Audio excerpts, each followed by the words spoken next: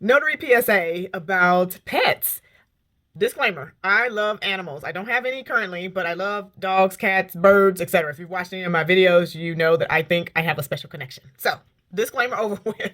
Well, I had a client and she did give me a heads up to say that she had a very large German Shepherd. And I said, okay, I have no problem with animals. I love animals. As long as they don't bite or do anything to me, I'm fine with them.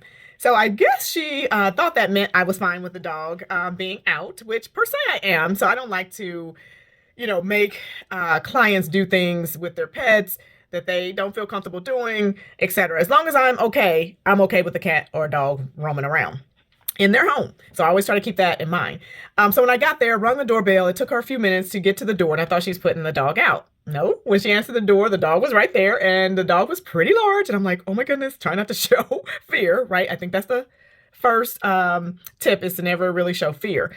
So I always ask for the dog or the animal's name just to kind of, be more friendly and have them recognize that, hey, I am friendly. You don't have to do anything to me. So I called the dog's name and she's looking like, oh, you know me.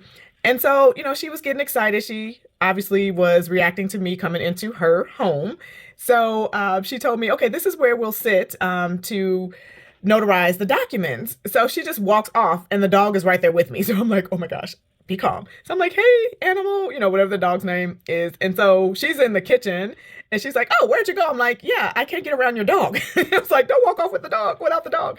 So she started calling the dog's name. And so the dog's looking back at me, wondering if she should go follow the owner.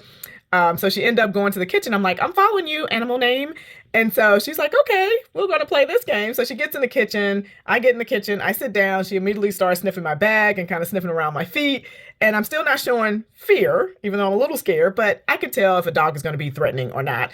And this dog happened to not be threatening, but she realized the dog was not going to leave me alone. So she finally put the dog out and or gave him a treat and then, let him go out. But she left the door open.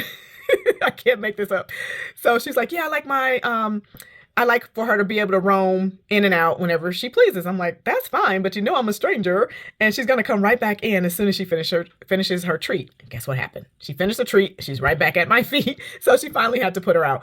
But I guess the PSA is there are some clients, talking to notaries, there are some clients that, just don't want to put their animals up. So as long as you're not reacting negatively or scared, then animals tend not to react to that. So I've always tried to remain calm. Again, I think I have this little special connection. They end up like literally just sitting at my feet. And once this dog was done with her treat, she came back in.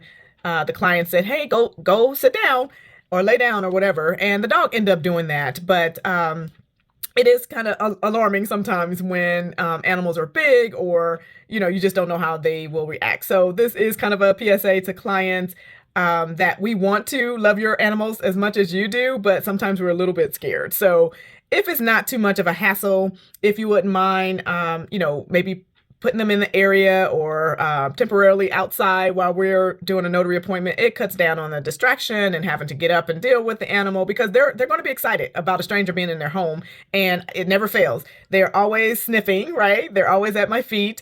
And it just sometimes make it a little bit awkward because we don't want to do anything wrong or alarming to the animal.